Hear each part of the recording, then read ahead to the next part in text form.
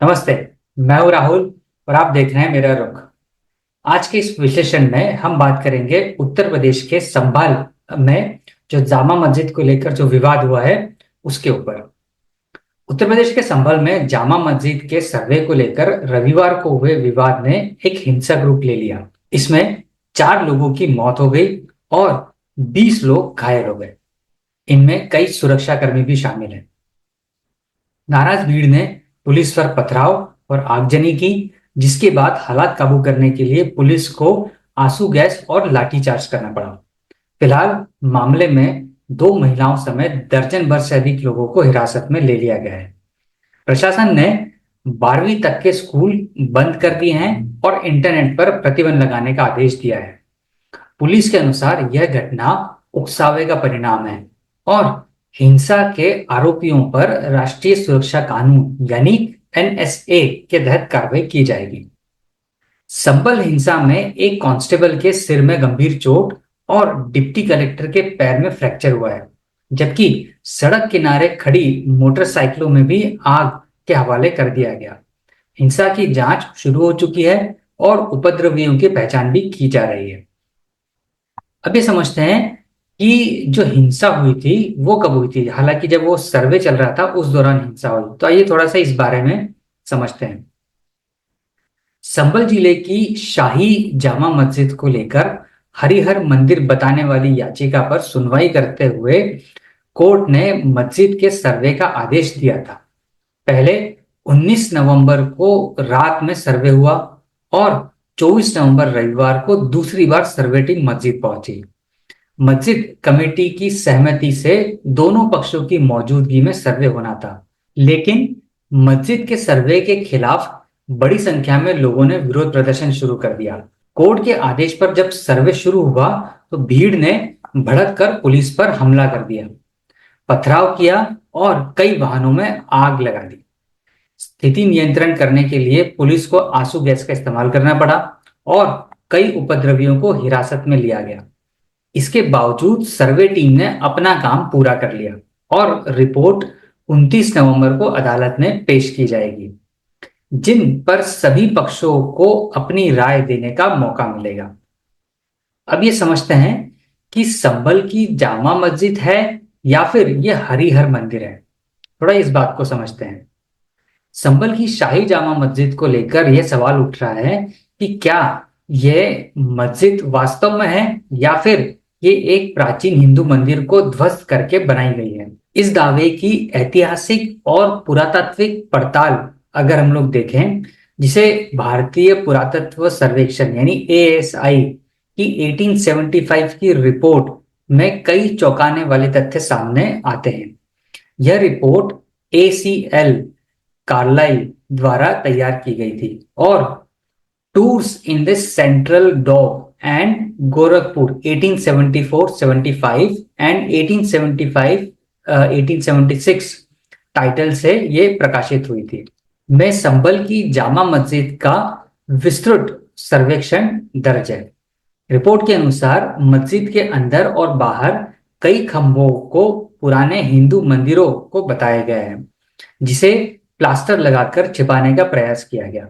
मस्जिद के एक खंबे से प्लास्टर हटाने पर लाल रंग की प्राचीन खंबे दिखाई दिए, जो हिंदू मंदिरों में इस्तेमाल होने वाले डिजाइन की संरचना थे। एएसआई के सर्वेक्षण में दावा किया गया कि मस्जिद में ऐसे कई संकेत और अवशेष मौजूद हैं जो प्राचीनता और हिंदू मंदिरों से जुड़े होने की ओर इशारा करते हैं। हालांकि ये मामला अदालत में विचाराधीन है और सर्वेक्षण के हालिया निष्कर्ष 29 नवंबर को अदालत में पेश किए जाएंगे। इस रिपोर्ट से आगे की सच्चाई क्या है वो स्पष्ट होगी। संभल की शाही जामा मस्जिद को लेकर हिंदू पक्ष का दावा है ये एक प्राचीन हिंदू मंदिर को तोड़कर बनाई गई थी। इस दावे को एएसआई और ऐतिहासिक साक्ष्यों से जोड़ने की कोशिश की गई। एएसआई की 1875 की रिपोर्ट में इस मस्जिद में मौजूद एक शिलालेख का उल्लेख सबसे बड़ा प्रमाण के तौर पर इसमें बताया गया है। अब एएसआई के क्या तर्क है रिपोर्ट में वो भी अब जानते हैं, समझते हैं। रिपोर्ट के अनुसार मस्जिद में एक शिलालेख है जिसमें लिखा है इसका निर्माण 933 हिजरी में मीर हिंदू बेग ने पूरा किया था। मीर हिंदू बेग बाबर का दरबारी था जिसने एक हिंदू मंदिर को मस्जिद में परिवर्तित किया था। एएसआई के मुताबिक ये शिलालेख इस बात का प्रमाण है कि मस्जिद का निर्माण किसी हिंदू धार्मिक स्थल को बदलकर किया गया था। अभी जानते हैं कि संभल की जामा मस्जिद के ऐतिहासिक दावे और उसके साक्ष्य क्या हैं। संभल की जामा मस्जिद को लेकर हिंदू पक्ष का दावा है कि इसे भगवान विष्णु के हिंदू मंदिर को तोड़कर बनाया गया था। इस दावे का आधार बाबरनुमा और एएसआई की रिपोर्ट को माना जाता है। एएसआई की रिपोर्ट के कुछ हम लोग पॉइंट्स यहाँ पर बात करते हैं।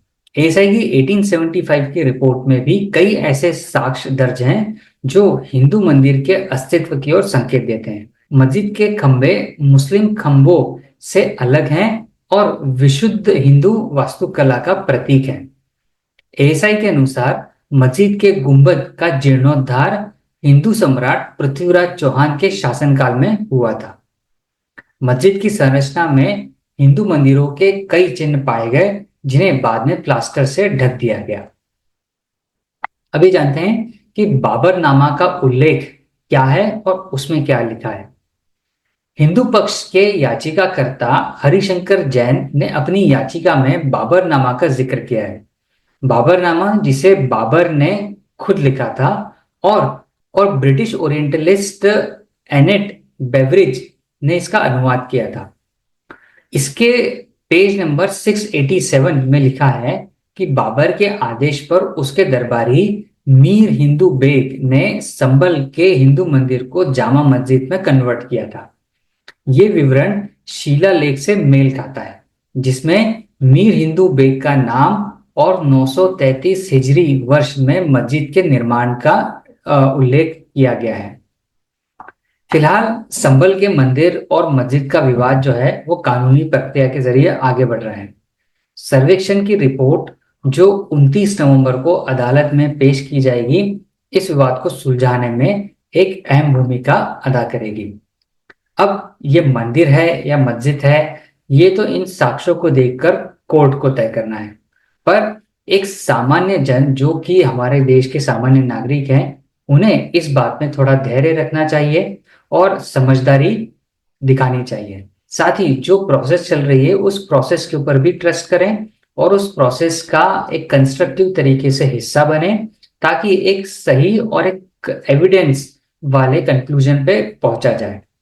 इसके ऊपर मारपीट करना, हंगामा करना, दंगा करना ये कोई सॉल्यूशन नहीं है। इससे समाज में तनाव भी फैलता है और समुदायों में आपसी वैमनस्य ही बढ़ता है। कोशिश करें इस तरह की चीजें ना हो और प्रोसेस का पार्ट बने और इस प्रोसेस के थ्रू जो भी हो उसे एक्सेप्ट किया जाए। आज के विश्लेषण में इतना ही। मिलेंगे आपसे अगले वीडियो में किसी और विषय, किसी और एनालिसिस के साथ। तब तक अपना और अपने अपनों का ख्याल रखिए। धन्यवाद।